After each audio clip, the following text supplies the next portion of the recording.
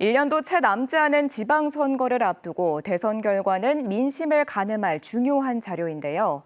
지난 3일 대통령 선거 결과를 바탕으로 각 시군의 표심을 분석해봤습니다. 대통령 당선에도 불구하고 충북의 민심은 특정 정당이 방심하거나 포기하기에는 어려워 보입니다. 이승준 기자가 보도합니다.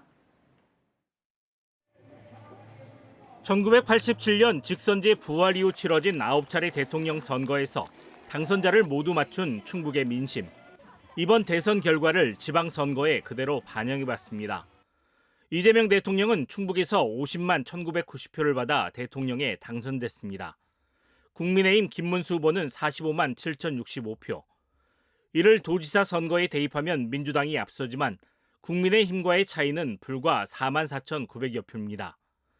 보수 성향인 개혁신당의 표심이 국민의힘으로 이동할 경우 오히려 4만 2천여 표를 앞서게 됩니다.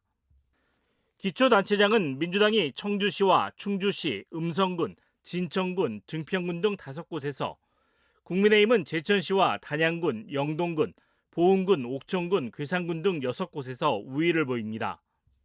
2017년 문재인 선거 이후 첫 승리를 하게 되었는데요. 이 기세를 몰아서 내년 지방선거도 꼭 승리할 수 있도록 최선의 노력을 다하도록 하겠습니다.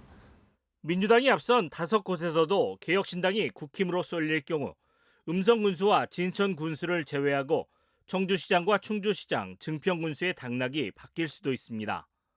청년들이나 변화에 대한 목소리에 대해서 조금 더 집중해야 될 것 같고요. 그리고 보수 결집을 할 수 있도록 저희가 조금 더 지역에 대한 이벤트나 아니면 지역에 대한 행정. 3년 전 치러진 지방선거에서 충북은 김용환 도지사를 비롯해 12명의 단체장 가운데 8명이 국민의힘이었습니다. 직전 지방선거 투표율은 50.6%, 6.3 대선의 77.3%보다 26.7%포인트 낮아 실제 투표자는 37만여 명이 적었습니다.